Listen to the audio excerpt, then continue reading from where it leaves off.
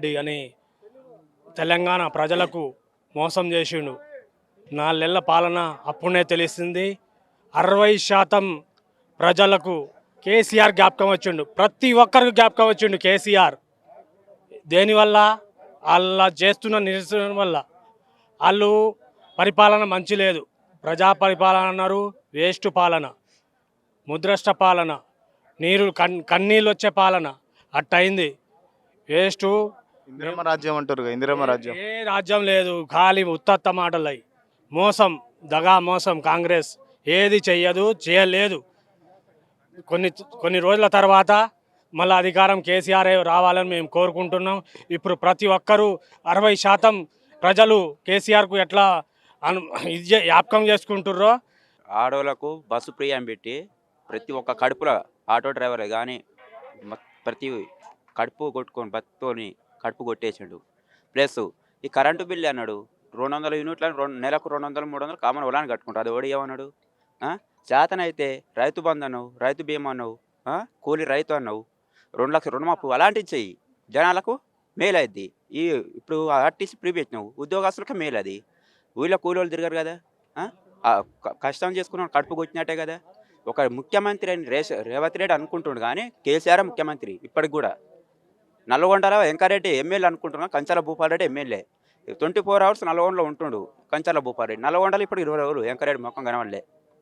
ఎందుకు ఆ ఎమ్మెల్యే ఉన్నది ఏంది? మంత్రి. మళ్ళా ఏమనంటే రైతు బంధు అడిగితే చెప్పు తీసుకొని కొడతా అడిగిన వాళ్ళని. అలాంటి గవర్నమెంట్ వేస్ట్. రేపు ఎంపీ ఎలక్షన్లలో కళ్ళు మూసుకొని టీఆర్ఎస్ బంపర్ మెజార్టీతోటి 2,50,000 3,00,000 ఓట్లతోటి బయటపడతాడు. జనాలు రియలైజ్ అయ్యారని మీరు అంటున్నారా? కన్ఫామ్ అయిపోయిండ్రు. ముసలోళ్ళకు 4,000 అన్నాడు, వాళ్ళకి అదే 2,000 ఇస్తుండు.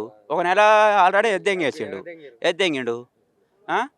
వికలాంగులు 6,000 అన్నాడు, అదే 4,000 ఇస్తుండు. రైతు బంధు అన్నాడు, రైతు బంధు కేసీఆర్ ఆల్రెడీ తీసిపెట్టిండు. ఎలక్షన్లో కోడి పడ్డది.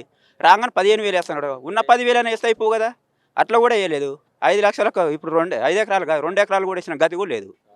100% వల్ల 40% వేసిండు, 60% ఆపిండు. ప్రతి దాంట్లో నువ్వు అరెకరానికి కూడా రానా రైతు కూడా ఉండు డబ్బులు. ఇప్పుడు అలా ఆ డబ్బు ఎక్కడ పోయింది? మరే వీళ్ళ దోపిడితోటే పోయింది. వీళ్ళ కాంగ్రెస్ గవర్నమెంట్ ఎట్లా వచ్చిందో ఈ కరువు అట్నే వచ్చింది. ఎందుకంటే దోపిడి రాజ్యం. దేవుడు కూడా రైతు కూడా అది చూపించాలని చూపించండి. ఇంకా కేసీఆర్ మళ్ళీ ఇప్పుడు ఉప ఎలక్షన్స్ నడుస్తాయి, మళ్ళీ ముఖ్యమంత్రి అవుతాడు, మళ్ళీ కాలం అయింది. ఉప ఎలక్షన్స్ ఎట్లా అంటే ఇప్పుడు ఆయన చేసే పరిపాలన ముందర పడదు రేవంత్ రెడ్డిది. ఆయన అమ్మడు ఎమ్మెల్యేలు ఏమంటారు? రేపు ఎంపీ ఎలక్షన్లలో 10 సీట్లు 12 సీట్లు వస్తాయి తెలంగాణలో. అప్పుడు ఆయన అమ్మడు ఎవరు ఉంటారు? ఎమ్మెల్యే. ఎందుకంటే ఆల్రెడీ అయిపోయింది, 4 నెలల కాంగ్రెస్ పని అయిపోయింది అని జనాల దృష్టిలో క్లోజ్ అయిపోయింది. రేపు ఒక్క రైతు కూడా ఓటు వేయడు. ఉద్యోగస్తులు అన్నాడు, ఉద్యోగస్తులకు ఆల్రెడీ కేసీఆర్ ఉన్నప్పుడే ఎగ్జామ్స్ రాసిండ్రు. ఆయన ఎగ్జామ్సే అయ్యే ఫామ్లో 35,000 ఉద్యోగాలు ఏముంటే అవే ఉద్యోగాలు మేమే ఇచ్చినాం రేవంత్ రెడ్డి చెప్తున్నాడు. సరే ఈయన అంటుండు, ఈయన ముఖ్యమంత్రి అయినాక 7 ఎగ్జామ్స్ పెట్టిండా?